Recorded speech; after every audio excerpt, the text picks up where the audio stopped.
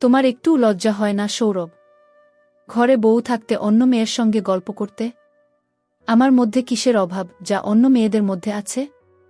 আমি তোমাকে ভালোবেসে বিয়ে করেছি, তোমার থেকে দূরে সরে যাওয়ার জন্য নয়।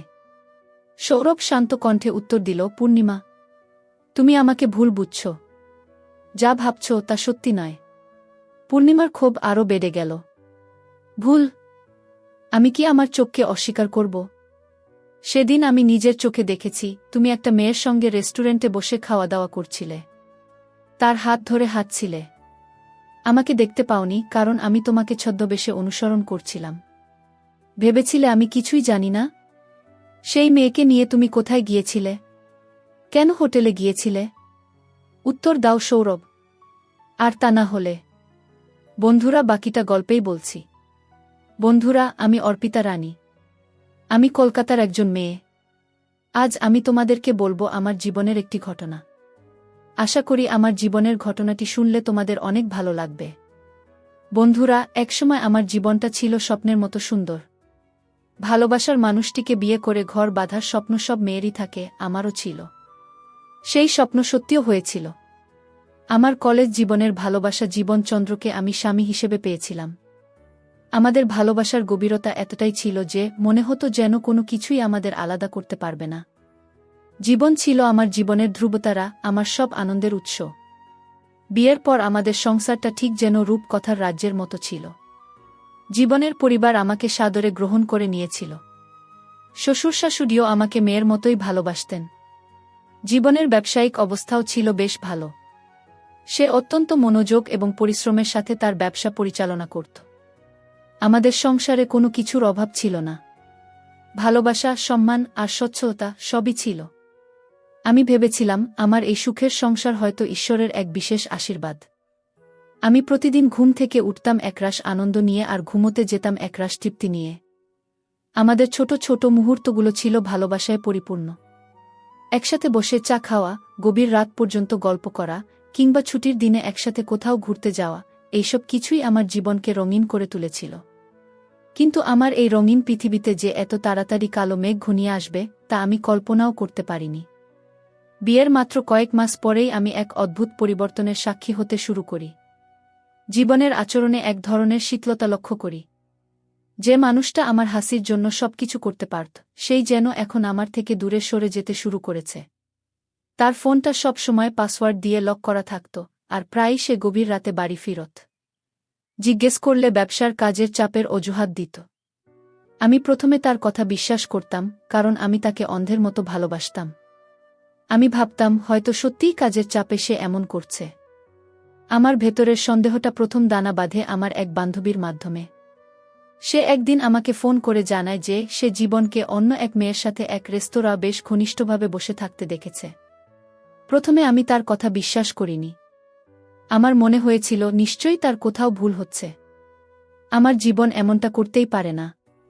কিন্তু মনের মধ্যে একটা কাঁটা বিঁধে রইল। আমি ভেতরে ভেতরে ছটফট করতে লাগলাম। যে বিশ্বাসটা আমার সম্পর্কের ভিত্তি ছিল, সেই বিশ্বাসেই যেন চিৎ ধরতে শুরু করল। আমি ঠিক করলাম বিশ্বাসটার শেষ দেখে ছাড়ব। আমি লুকিয়ে জীবনকে অনুসরণ করা শুরু করলাম এবং যা দেখলাম তা আমার পায়ের তলার মাটি সরিয়ে দেওয়ার জন্য যথেষ্ট ছিল। আমার বান্ধবী যা বলেছিল তা অক্ষরে অক্ষরে সত্যি। আমি নিজের চোখে দেখলাম আমার স্বামী, আমার ভালোবাসা, অন্য এক মেয়ের হাতে হাত রেখে হাসছে, গল্প করছে। সেই মুহূর্তে আমার মনে হয়েছিল যেন আমার হৃৎপিণ্ডটা কেউ দুমড়ে মুচড়ে দিয়েছে। আমার পুরো পৃথিবীটা যেন এক মুহূর্তে ভেঙে চুরমার হয়ে গেল। আমি ভাষায় প্রকাশ করতে পারব না সেই কষ্টটা কতটা ভয়ঙ্কর ছিল। মনে হচ্ছিল আমার শ্বাস বন্ধ হয়ে আসছে। সেই রাতটা আমি এক ফোঁটাও ঘুমাতে পারিনি। বিছানায় জীবনের পাশে শুয়ে থেকেও আমার মনে হচ্ছিল আমি যেন এক অচেনা মানুষের সাথে শুয়ে আছি। তার প্রতি আমার ভালোবাসাটা যেন ঘৃণায় পরিণত হতে শুরু করেছিল। আমার সাথে তার ব্যবহারেও পরিবর্তন আসতে শুরু করল।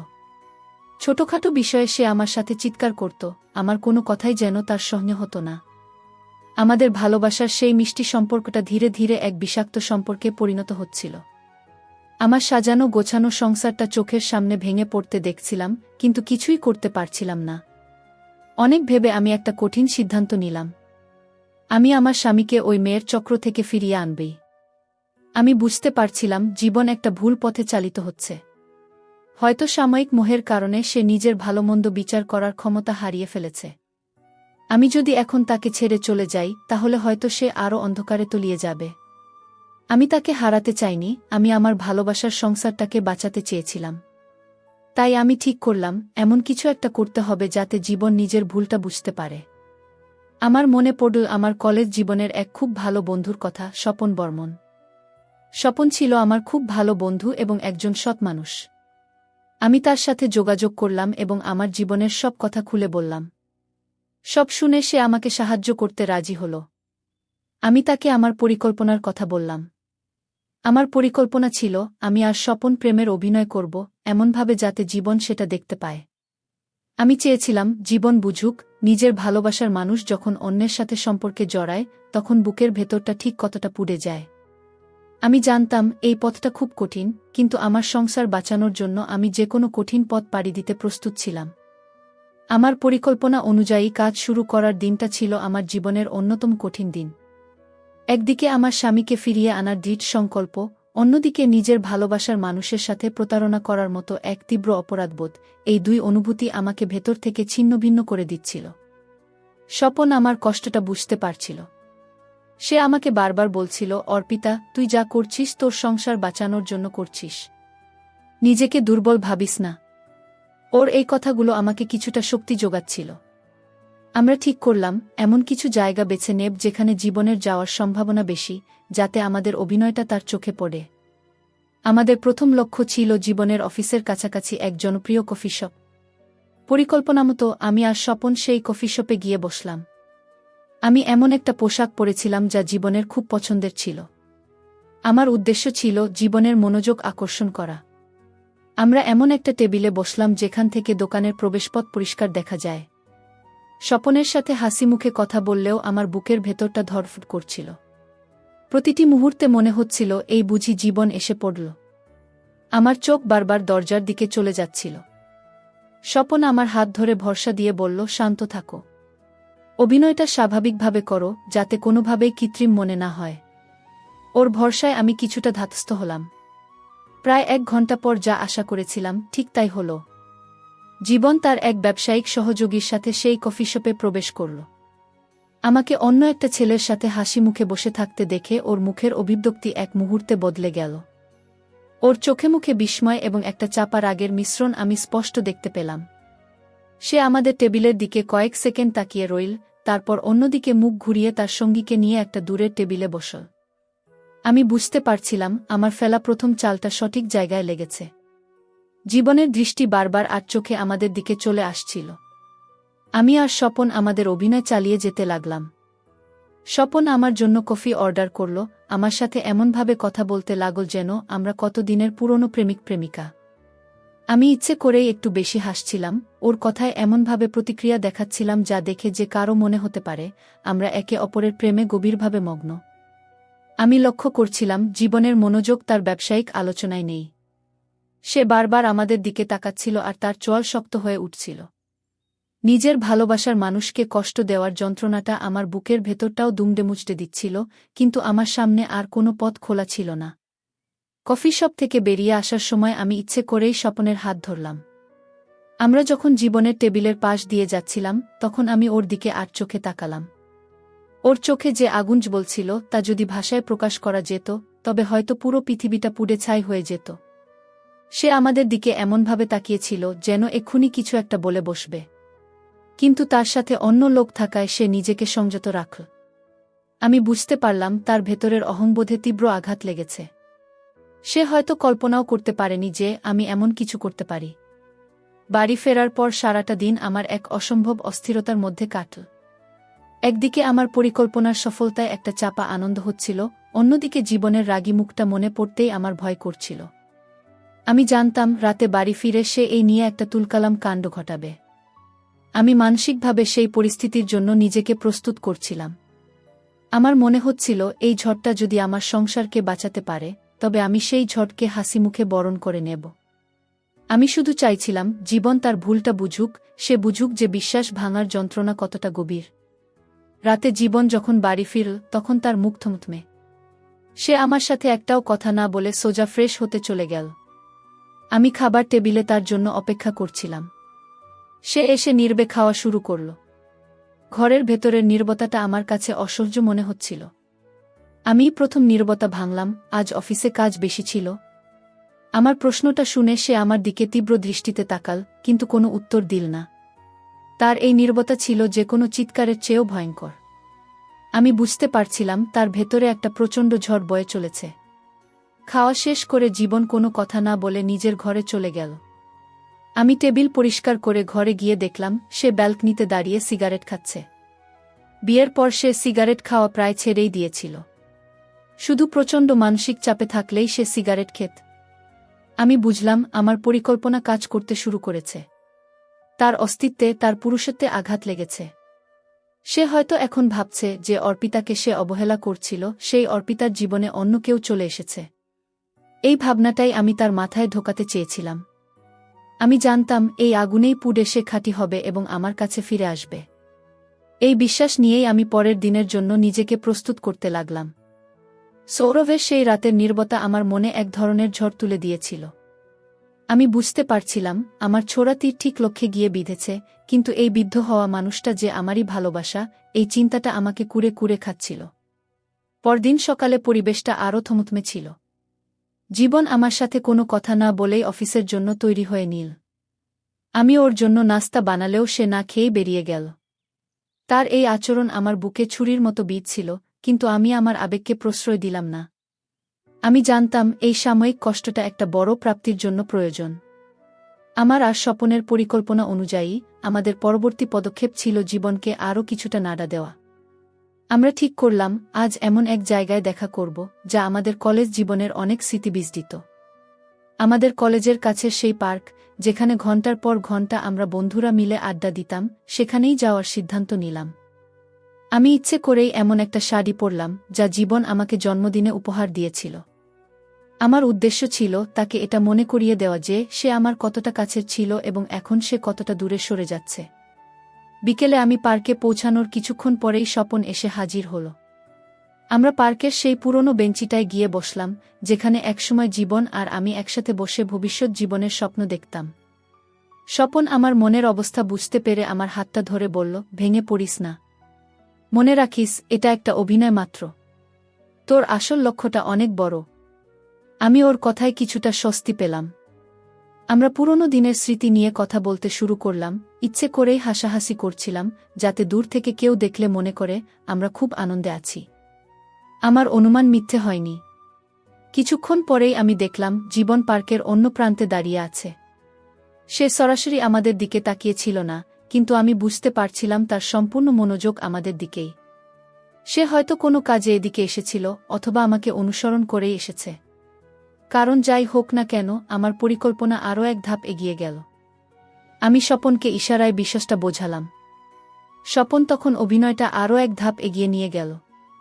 সে আমার খুব কাছে ঘেঁষে বসল এবং আমার সাথে নিচু গলায় কথা বলতে শুরু করল, যেন কোনো গোপন কথা বলছে।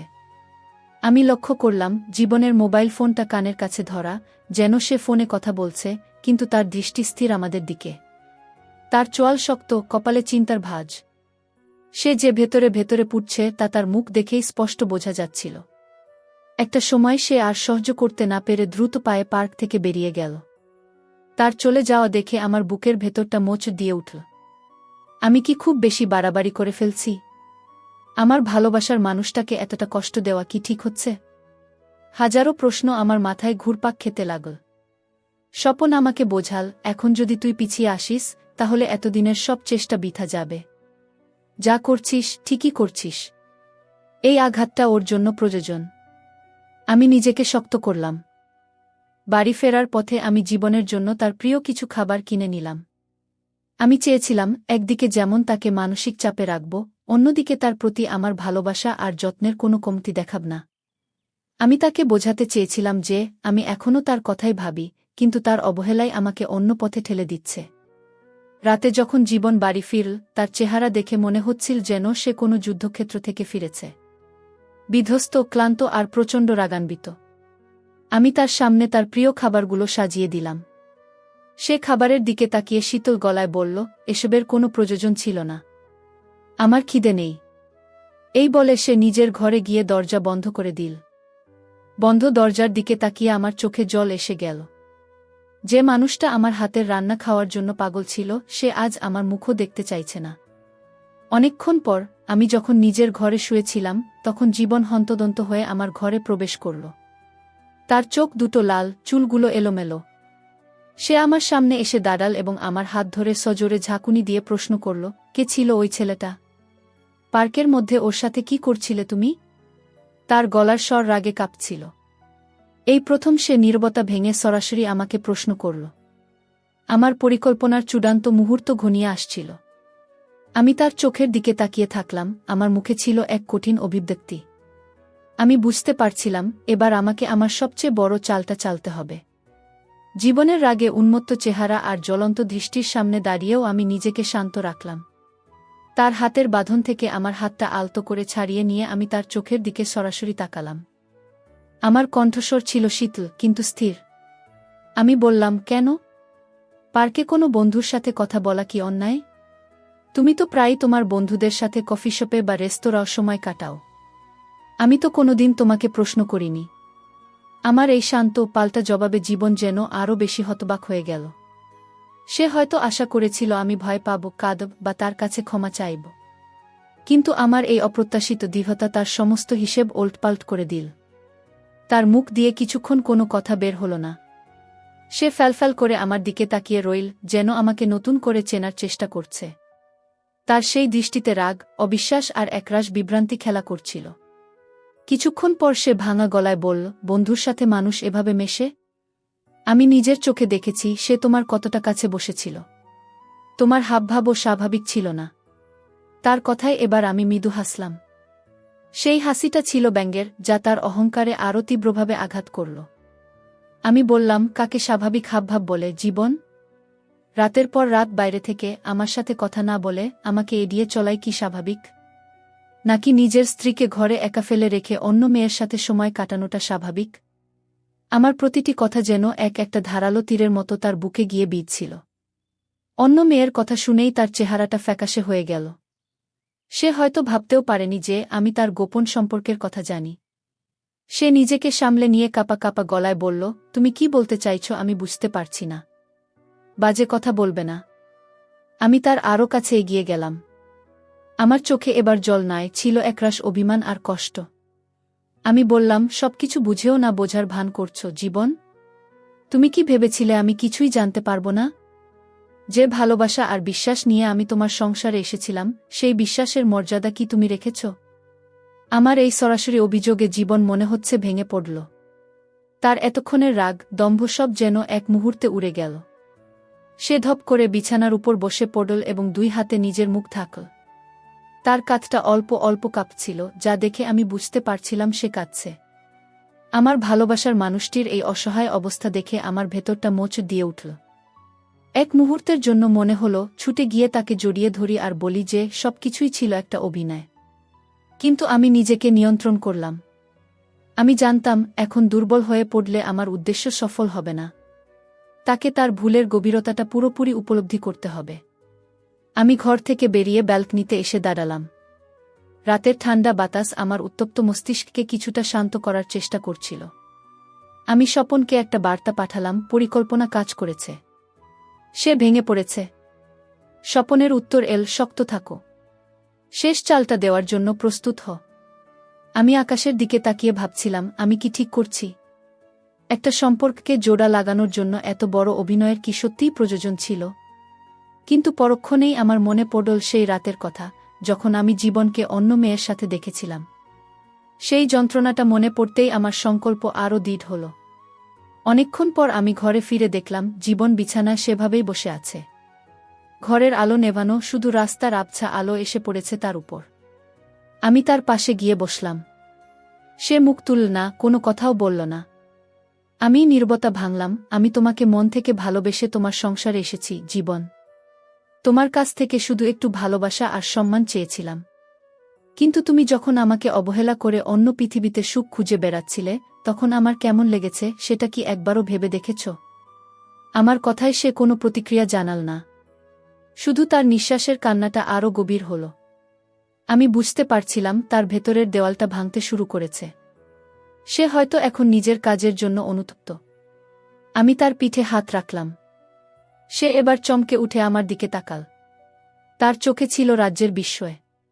হয়তো সে ভাবছিল, এত কিছুর পরেও আমি কিভাবে তার পাশে বসতে পারি, তাকে সান্ত্বনা দিতে পারি। আমি শান্ত গলায় বললাম, আমি তোমাকে কষ্ট দিতে চাইনি, জীবন। আমি শুধু চেয়েছিলাম তুমি বুঝো, কাছের মানুষ দূরে সরে গেলে কেমন লাগে। যে কষ্টটা তুমি আমাকে প্রতিনিয়ত দিয়ে চলেছ, তার সামান্য একটু আঁচ আমি তোমাকে দিতে চেয়েছিলাম। আমার এই কথাগুলো শোনার পর জীবনের চোখের জল এবার বাঁধ ভেঙে নেমে এল। সে শিশুর মতো আমার হাতটা আঁকড়ে ধরে কাঁদতে শুরু করল। আমি জানতাম এটাই ঠিক সময়। এটাই সময় তাকে সত্যিটা বলার এবং আমাদের সম্পর্ককে নতুন করে শুরু করার। তারপর বন্ধুরা, দীর্ঘক্ষণ জীবন আমার হাত ধরে ফুপিয়ে ফুপিয়ে কাঁদছিল। তার শরীর যেন অবসাদে ভেঙে পড়ছিল। আমি তার মাথায় হাত বুলিয়ে দিচ্ছিলাম, যেন এক মা তার সন্তানকে সান্ত্বনা দিচ্ছে। তার চোখের জল আমার হাত ভিজিয়ে দিচ্ছিল, আর সেই জল আমার হৃদয়ে এক গভীর যন্ত্রণা তৈরি করছিল। এই মানুষটাই তো ছিল আমার সব সুখের উৎস, আমার জীবনের আলো। তাকে এভাবে কষ্ট দিতে দেখে আমারও বুক ফেটে যাচ্ছিল। কিন্তু আমি জানতাম এই কষ্ট সাময়িক। এই কষ্টই আমাদের সম্পর্ককে নতুন জীবন দেবে। কিছুক্ষণ পর জীবন মাথা তুলে আমার দিকে তাকাল। তার চোখ ফোলা, কিন্তু সেই চোখের গভীরে আমি এক নতুন আলো দেখতে পেলাম, অনুতাপের আলো, ভালোবাসার আলো। সে কাঁপা কাঁপা গলায় বলল, অর্পিতা, আমাকে ক্ষমা করে দাও। আমি জানি আমি তোমার সাথে কত বড় অন্যায় করেছি।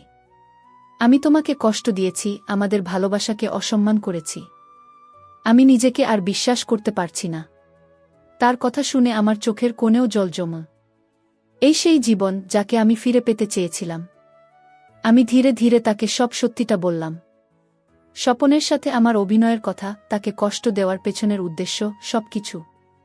জীবন প্রথমে স্তম্ভিত হয়ে গেল। তার চোখে অবিশ্বাস আর বিস্ময়। সে বুঝতে পারছিল না আমি কিভাবে এত বড় একটা পরিকল্পনা করতে পারলাম। কিন্তু যখন আমি তাকে আমার কষ্টের কথা, আমার উদ্বেগের কথা বললাম, তখন সে ধীরে ধীরে সবটা বুঝতে পারল। সে বুঝতে পারল আমার প্রতিটি পদক্ষেপ ছিল আমাদের সম্পর্ককে বাঁচানোর মরিয়া চেষ্টা। জীবন আমাকে শক্ত করে মানসিকভাবে সান্ত্বনা দিতে লাগল। তার মনের উষ্ণতা অনুভব করে মনে হলো যেন আমি আমার সব হারানো শান্তি ফিরে পেয়েছি। সে বারবার বলতে লাগল, আমি অন্ধ হয়ে গিয়েছিলাম অর্পিতা। আমি বুঝতে পারিনি তুমি আমার জীবনে কতটা গুরুত্বপূর্ণ। আমি তোমাকে আর কখনো অবহেলা করব না। আমি প্রতিজ্ঞা করছি, বাকি জীবনটা শুধু তোমার জন্যই বাঁচব। তার এই কথাগুলো আমার কানে মধুর সঙ্গীতের মতো বাজছিল। আমার পরিকল্পনা সফল হয়েছিল। আমার জীবন আমার কাছে ফিরে এসেছিল। সেই রাতটা ছিল আমাদের জীবনের এক নতুন অধ্যায়ের সূচনা। আমরা দুজনেই কাঁদতে কাঁদতে অতীতের সব কষ্ট ধুয়ে ফেললাম। সেদিনের পর জীবন যেন সম্পূর্ণ অন্য মানুষ হয়ে গেল। তার আচরণে সেই পুরনো জীবনকে খুঁজে পেলাম, যিনি আমাকে পাগলের মতো ভালোবাসতেন, আমার হাসির জন্য সবকিছু করতে পারতেন। সে নিজের ব্যবসার পাশাপাশি আমাকেও সময় দিতে শুরু করল। আমাদের সম্পর্কটা আগের চেয়েও বেশি মজবুত হল, কারণ আমরা উভয়েই ভুল থেকে শিখতে পেরেছিলাম। স্বপনের প্রতি আমি চিরকৃতজ্ঞ। তার সাহায্য ছাড়া হয়তো আমি আমার সংসারকে বাঁচাতে পারতাম না।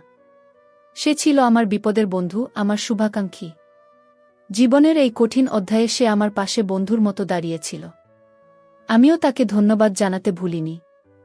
জীবনের কিছু সম্পর্ক রক্তে গড়া না হলেও রক্তের চেয়েও বেশি মূল্যবান হয়, স্বপন ছিল তেমনি একজন। তো যাই হোক বন্ধুরা, জীবন আর আমি এখন আগের চেয়েও অনেক সুখে আছি। আমাদের ভালোবাসার বাঁধন এখন আরও দৃঢ় হয়েছে।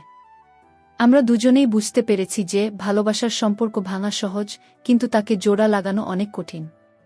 আর যখন সেটাকে জোড়া লাগানো যায়, তখন সেই সম্পর্ক আরও গভীর এবং মূল্যবান হয়ে ওঠে।